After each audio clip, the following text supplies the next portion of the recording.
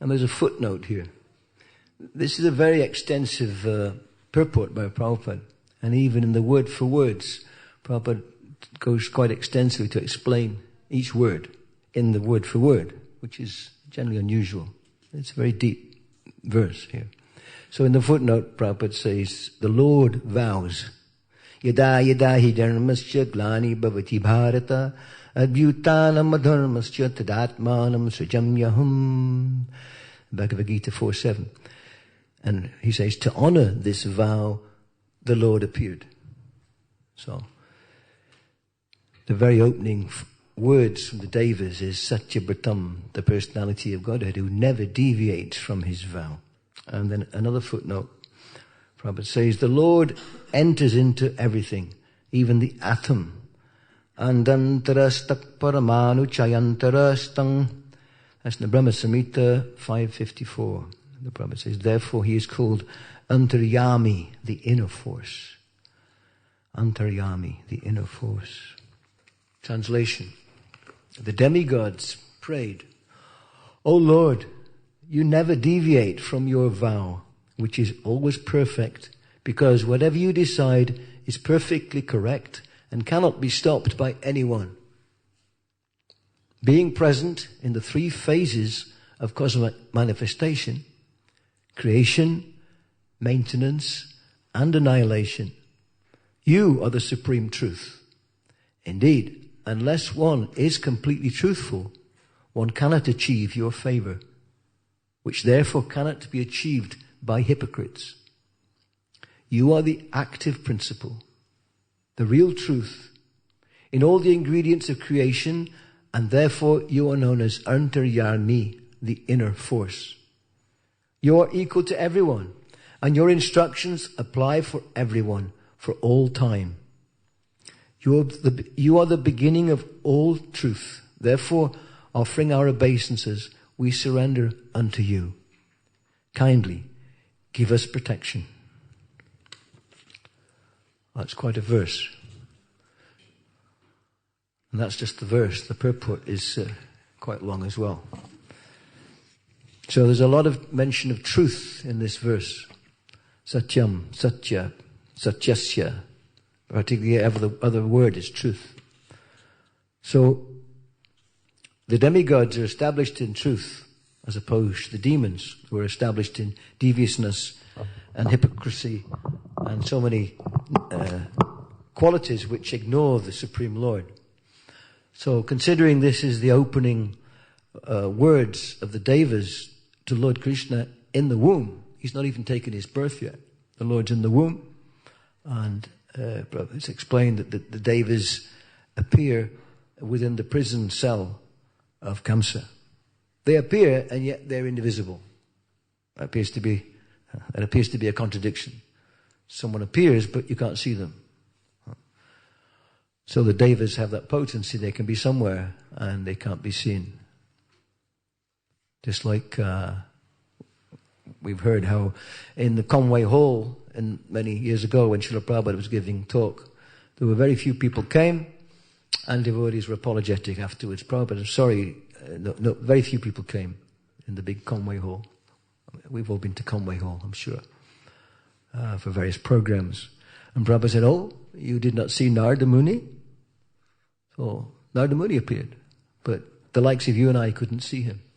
We don't have the vision. So the demigods have appeared, and this is their opening prayer. So let's read Srila Prabhupada's purport. 1, 2, 3, 4, 4.5 pages. So please be patient, please be attentive.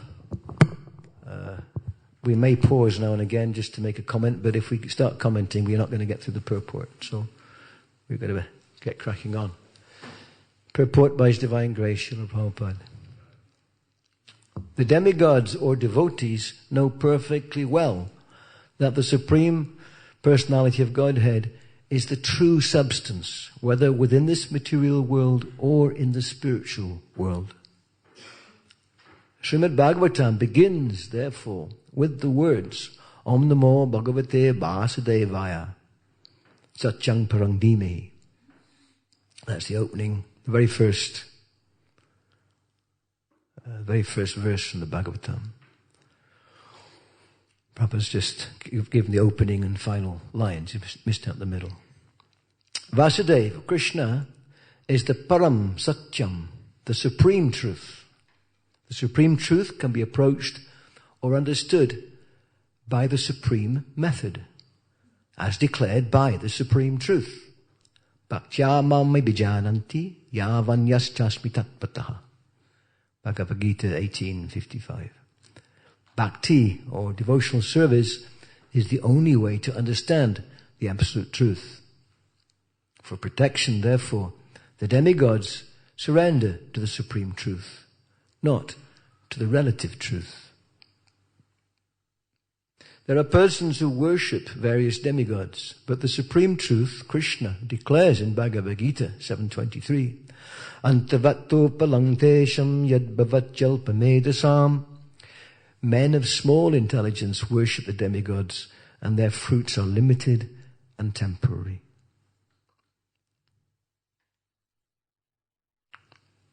So why are the fruits limited and temporary? On the topic of truth. Keep it on the topic of truth. Why is the fruit limited and temporary?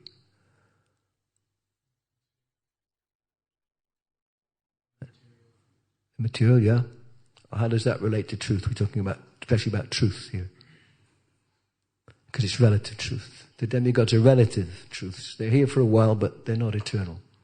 So anything they give is going to be relative and temporary. So people who want bits and pieces from the demigods, it's all very temporary. Worship of the demigods may be useful for a limited time, but the result is antavat, perishable. The material world is impermanent. The demigods are impermanent. The benedictions derived from the demigods are also impermanent, whereas the living entity is eternal. Nityo nityanam techanas chetananam.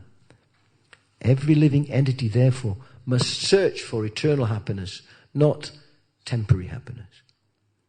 The words satyang parang dhimahi indicate that one should search for the absolute truth, not the relative truth. Satyang parang dhimahi. Satyang parang, the absolute truth. Dhimahi, we take shelter of that absolute truth. While offering prayers to the Supreme Personality of Godhead, Nrsimhadev, Prahlad Maharaj said, Balasyaneha Sharanang Pat... I got the meter right. Balasyaneha Sharanam Pitara Nrsimha Naratasya Chad Kadam Udan Vati Majo Naho. Generally, it is understood that the protectors for a child are his parents. But this is not actually the fact. The real protector is the Supreme Personality of Godhead. Taptasyatat pratividirya ihanjasheshtas tavad vibhotano bratam tvad upekshitanam. That's the Srimad Bhagavatam 7:9-19. That's also in the chapter to do with Prahlad Maharaj and Nrsimhadev.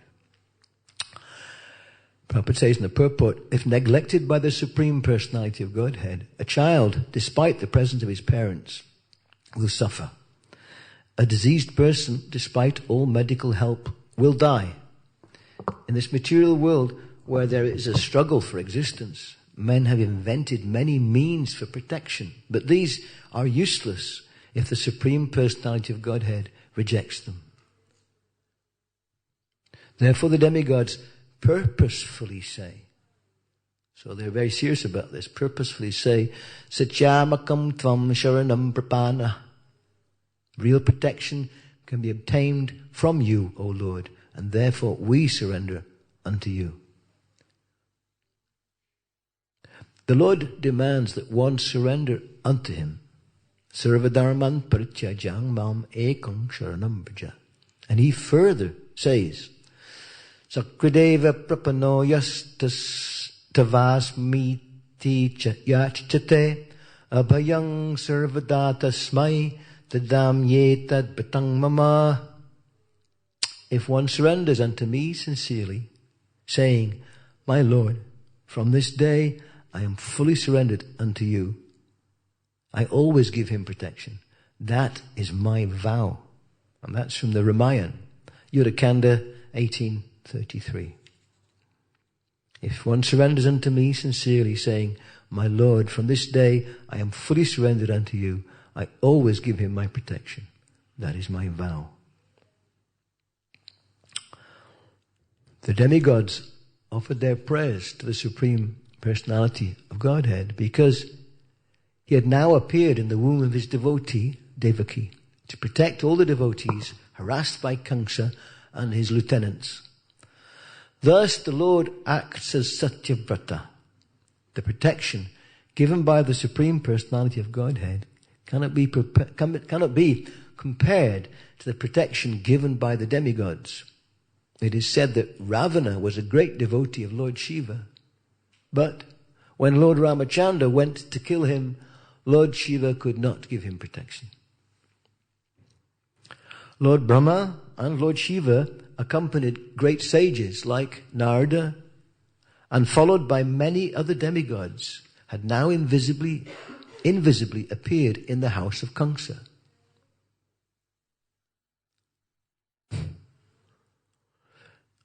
It strikes me as ironic. There's this greatest demon who wants to kill the Supreme Lord, and yet the Devas have appeared in his house. Of course, that's because Krishna's appeared. Lord Brahma and Lord Shiva, accompanied by great sages like Narada and followed by many other demigods, had now invisibly appeared in the house of Kamsa. They began to pray for the Supreme Personality of Godhead in select prayers, which are very pleasing to the devotees and which award fulfillment of devotional desires. The first words they spoke acclaimed that the Lord is true to his vow. As stated in Bhagavad Gita, Krishna descends upon this material world just to protect the pious and destroy the impious. That is his vow. The demigods could understand that the Lord had taken up his residence within the womb of Devaki to fulfill this vow. They were very glad that the Lord was appearing to fulfill his mission, and they addressed him as Satyam Param, or the Supreme Absolute Truth. So we'll just pause there, make a few comments.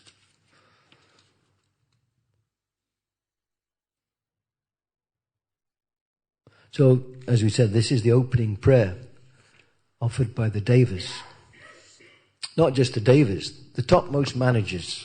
Lord Brahma, Lord Shiva, the origins of our parampara, Lord Brahma, and Narada Muni is there with the sages. All the different Devas are coming to offer their prayers. So this is no supplication for some material benediction. They're coming to glorify the Lord and ask him for protection. And just like, for example, if some personality, some important person comes in your home, some important person comes to your house, or comes to the temple, you offer him sweet words, a cup of water, a seat to sit. You don't dismiss that person. You offer them the very best you can offer. When we go to people's houses to speak sometimes, many of us have been on different programs, we're offered a nice seat and there's always nice prasadam. And of course the host expects the devotee to speak nicely about the Lord, devotional service, the Krishna consciousness. So something is being expected, but in return there's some, I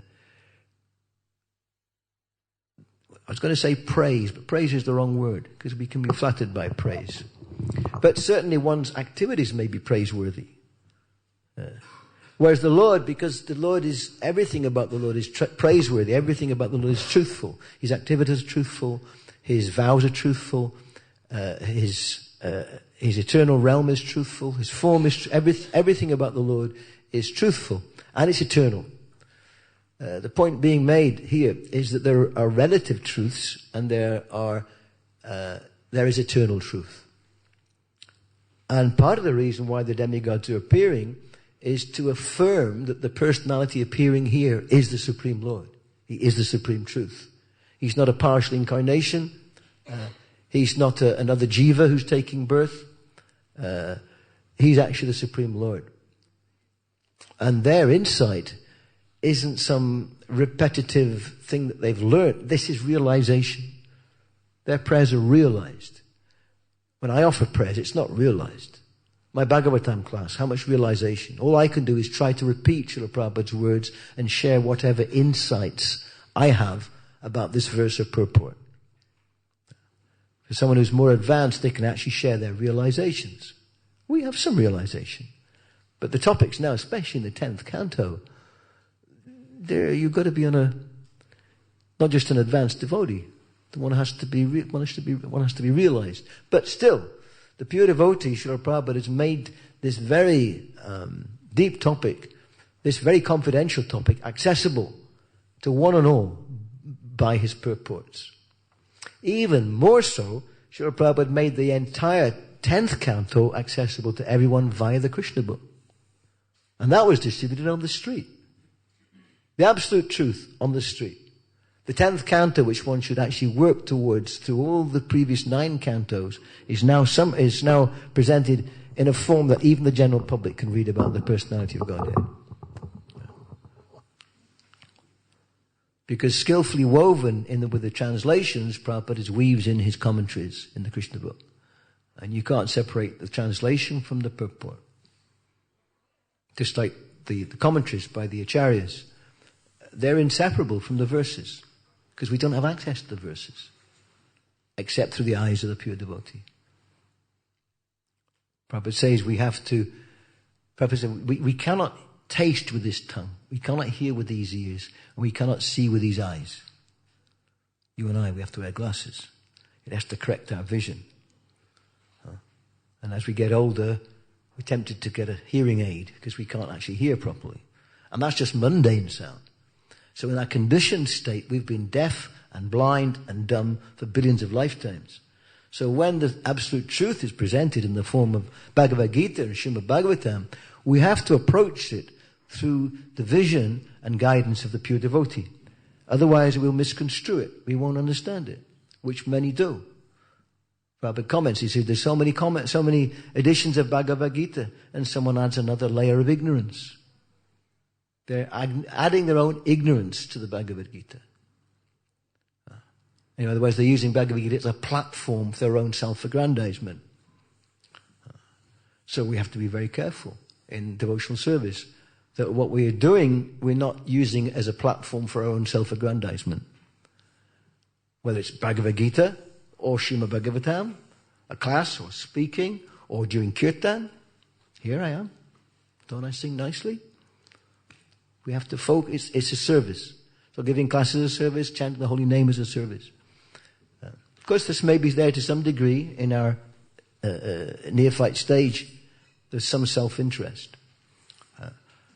But the demigods here are acknowledging that their real self-interest and the self-interest of the universe is actually to this essential quality is truthfulness. And as we'll go on and expound on this a little bit, doesn't time fly? Truthfulness is the essence of religiosity. The essence of religion is truthfulness. If there's no truthfulness, if that's missing, there's no question of spiritual progress. It's in the verse, right there in the verse. The demigods themselves say, and indeed, unless one is completely truthful, one cannot achieve your favor, which therefore cannot be achieved by hypocrites. Hypocrites, someone saying one thing and doing another, pretending to be something that they're not. So, in a sense, it's axiomatic. It's obvious. If one isn't truthful, how can one approach the absolute truth? How can you? Truthful means full of truth. That's what it means. Truthful. There's no room for something which isn't true. So we have to be truthful. And if we're truthful, then we have the key to the beginning to actually approach the absolute truth. Absolute truth. And the world is so many relative truths. We're surrounded by relative truths. But here is the absolute truth. Everything. This is a relative truth. It's here. We're all here. Right now it's true. But in half an hour from now it won't be true. It was true. It wasn't true. Now it is true. And then it won't be true. That's relative truth. And that relative truth may be an entire cosmic manifestation. It wasn't, and now it is. And it appears to go on and on and on and on for whole kalpas, a whole lifetime of Brahma. And then after that period, it isn't anymore. Just one day of Brahma just goes on and on and on and on and on. From our perspective, still it's a relative truth. Let us offer our obeisances to the absolute truth.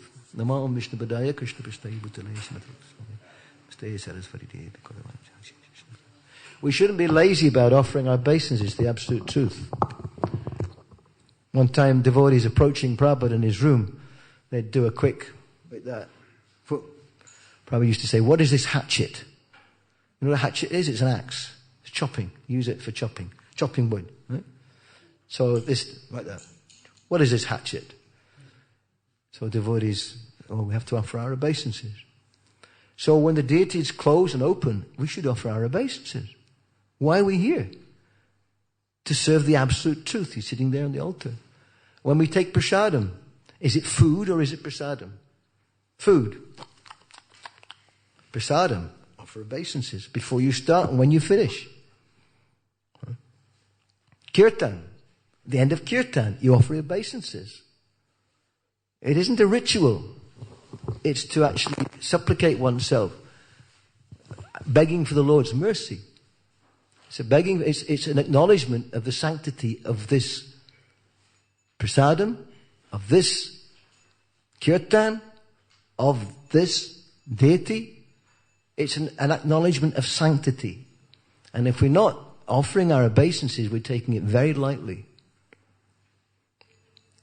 It may be troublesome, but what's 30 seconds of being troublesome if you're going to get the blessings of the Lord? Otherwise we can develop arrogance. So pardon me for being truthful, but truthfulness means to say something which might not be always welcome. This isn't to criticize, this is just to try to nurture that tendency we see. We get lazy. We think obeisances, we can take it or leave it. No. You leave it, you'll get left. Do we want to get left behind? No. We need to remember, obeisances are there for a purpose. It's not a ritual. So kirtan and prasadam and the entering the temple and the closing and opening of the curtains, obeisances. So let's continue. Prabhupada says, everyone is searching after truth. That is the philosophical way of life. The demigods give information that the supreme absolute truth is Krishna. One who becomes fully Krishna conscious can attain the absolute truth. Krishna is the absolute truth. Relative truth is not truth in all the three phases of eternal time. Time is divided into past, present, and future.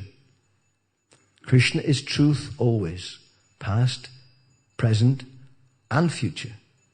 In the material world, everything is being controlled by supreme time in the course of past, present, and future. But before the creation, Krishna was existing. And when there is creation, everything is resting in Krishna. And when this creation is finished, Krishna will remain. Therefore, he is absolute truth in all circumstances. If there is any truth within this material world, it emanates from the supreme truth, Krishna. If there is any opulence within this material world, the cause of the opulence is Krishna. If there is any reputation within this material world, the cause of the reputation is... Come on, let's hear it loud. Krishna. Let's hear it louder. Krishna! And where's Krishna? Where is he? Everywhere. He's everywhere. And he's on the altar. Yes. And where else is he? In everything. And where else is he? Right. So how can we forget Krishna? Why is it we forget Krishna if he's everywhere? Because we think, I'm number one. I don't need to offer my obeisances because actually I'm number one. And you should be offering obeisances to me. And eventually maybe you'll realize it. That's what the demons think. Obeisances to me. If there's any strength within this material world, the cause of such strength is? If there is any wisdom and education within this material world, the cause of such wisdom and education is? Therefore, is the source of all relative truths. Devotees, therefore, following in the footsteps of Lord Brahma, pray, Govindam Adipurusham Tamaham Bhajami. Worshipping the Adipurush, the supreme truth, Govinda. Everything, everywhere, is performed in terms of three principles. Jnana Balakriya. Knowledge, strength, and activity. In every field, if there is not full knowledge, full strength, and full activity, an endeavor is never successful. Therefore, if one wants success in everything, one must be backed by these principles. Knowledge, strength, and full activity. In the Vedas, Svetashvatara Upanishad 6.8, there is a statement about the Supreme Personality of Godhead. Natasya karyam karanam cha vidyate natat samascha-dabdikashcha drishyate parasya shaktir bibidaiva shruyate svabhaivika jnana bala kriyacha. The Supreme Personality of Godhead does not need to do anything personally, for he has such potencies that anything he wants done will be done perfectly well through the control of material nature. Svabhaviki jnana balakriyacha. Similarly, those who are engaged in the service of the Lord are not meant to struggle for existence. The devotees who are not meant to struggle for existence, not that there's no struggle involved, but not meant to struggle for existence, because devotees are struggling for something else. What are devotees struggling for? Self-realization. They're struggling to serve the Lord. Struggling to preach the glories of the Lord. But to existence itself, Krishna looks after that. The devotees who are fully engaged in spreading the Krishna consciousness movement, Prabhupada says, more than 10,000 men and women all over the world. It's a lot more now. This was written in the 70s. So there's more than 10,000 now. All over the world have no steady or permanent occupation. Yet we actually see that they are maintained very opulently. So these were the years before wages. And yet still, the opulence was there. It was pointed out, maybe a year or so ago, who was mentioning it? I forget. The irony was, it was an ironic statement, probably saying how the devotees are maintained opulently. So back in the old days, I'm an old timer, so we do say things like that. Whenever the cooking was going on, we cooked in ghee. We were so poor. We were poor as church mice. But we always cooked in ghee. We used to get the butter and make it into ghee in the kitchen. So the deities would eat opulently, everything cooked in ghee, and devotees would also, everything cooked in ghee. And now there's money coming out everywhere, but you don't cook in ghee. So this is a kind of ironic. There's a lot more money now, and we're cooking in oil. Whereas when there was no money, cooked in ghee. So what's happened? You tell me, I don't know what's happened. So Krishna looks after his devotees. Very struggling hard to maintain and to preach. And one way or another, by the mercy of the devotees, who wanted to serve the devotees, serving the Lord, always made sure ghee.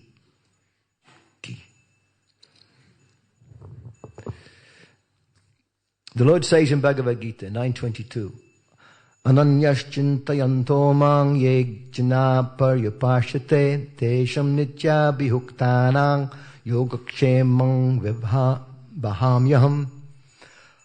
For those who worship me with devotion, meditating on my transcendental form, I carry to them what they lack and preserve what they have. The devotees have no anxiety, Prabhupada says, the devotees have no anxiety over what will happen next. So if you're in anxiety over what will happen next, does that mean I'm not a devotee? I don't know. Some circumstances, we get a bit anxious sometimes. I remember one time, we went to Cardiff to open a temple in Cardiff. This is early 70s. It just didn't work out. It was, we were collecting on the street, and no one was really interested. We had rented a little room, myself and another devotee. Yadavendu was living there at the time, and he wanted association. So we went to try and open a temple. And I remember feeling despondency coming back after we left Cardiff. Then we're going to go to Bristol, try and start something there. I remember on the bus feeling so despondent. Oh, we failed. Just this feeling of utter hopelessness. And then I think maybe Yadavendu said, don't worry, it's Krishna will look after everything. And suddenly the whole atmosphere just lifted. Oh yeah, Krishna's going to look after it. And we had a centre in Bristol for a while. So Krishna does look after things. Sometimes things don't always go according to what I want. But if what I'm wanting is in the service of the Lord and it doesn't work out, then sometimes. And that's how Prabhupada also, down in India one time. Srila Prabhupada stayed in one place for a week or so. And Tama Krishna was with him at the time. And Tama Krishna was saying, well, Prabhupada, we can go and preach here and preach there. Prabhupada said, no, we'll just wait here, see what Krishna wants. And after a week, okay, now time to go. Prabhupada didn't intuit that Krishna wanted anything there. Nothing happened. But Srila Prabhupada was waiting to Krishna to give some sign, either internally or externally, do something here. Didn't happen. Okay, we'll move on. No. Same with preaching. Prabhupada said, if you're not wanted, then don't preach there. Go somewhere else. In other words, go where you wanted. Of course, sometimes we go where we're not wanted, waiting for that person to come who does want us. But it's just a yardstick. Sometimes a town or even a country, very, very dangerous or difficult. We can better use our energy elsewhere. The devotees have no anxiety over what will happen next, where they will stay or what they will eat. For everything is maintained and supplied by the Supreme Personality of Godhead, who has promised, Kauntaya Pratijanihi Name Bhakta Pranashyati. O son of Kunti, declare it boldly that my devotee never perishes. So just consider Srila Prabhupada's position when he headed west with this in mind. The devotees have no anxiety over what will happen next. Prabhupada's having a heart attack on the boat. No anxiety about what will happen next. He arrives in New York. He's got one sponsor. Prabhupada's living a hand-to-mouth existence, living on the Bowery. He has no anxiety what's going to happen next. And look what happened next. When Prabhupada had full faith in Krishna and the orders of his spiritual master, look what happened next. And next and next and next and next and next. He had full faith that Krishna would look after him. No anxiety what will happen next, where they will stay, or what they will eat. For everything is maintained and supplied by the Supreme Personality of Godhead. From all angles of vision, therefore, in all circumstances, if one fully surrenders unto the Supreme Personality of Godhead, there is no question of one struggling for existence. In this connection, the commentary of Srimad Madhavacharya, who quotes from the Tantra Bhagavat, is very meaningful. Sach chadba uttamang bhruyad anandanti vaivadet yeti jnanam samudrishtang purnananda rishishtata atrachvat chattadadanat satyatya chochate vibhuho. explaining the word Satyasyanyonim, that's in the Bhagavatam verse, Prabhupada says, Srila Vishwanath Chakravarti Thakur says that Krishna is the avatari, the origin of all incarnations. All incarnations are the absolute truth. Yet, the Supreme Personality of Godhead, Krishna, is the origin of all incarnations. Deepachirevahi dashantaram abhyupetya deepayate. Brahma Samhita 5:46. There may be many lamps or candles, all equal in power. Yet there is a first lamp, a second lamp, a third lamp, and so on. Similarly, there are many incarnations who are compared to lamps. But the first lamp, the original personality of Godhead, is Krishna. Govinda Maripurusham Tangaham Bhajami. The demigods must offer worship in obedience to the Supreme Personality of Godhead. But one might argue that since the Supreme Godhead was within the womb of Devaki, he was also coming in a material body. Why then should he be worshipped? Why should one make a distinction between an ordinary living entity and the Supreme Personality of Godhead? Big question. And Prabhupada closes the purport by saying these questions are answered in the following verses. So that's the end of the purport, and it's also the end of our allotted time. I made a few notes on this, but we don't have time to really look at them. But we've got a couple of minutes to answer any questions, if anyone's got any questions.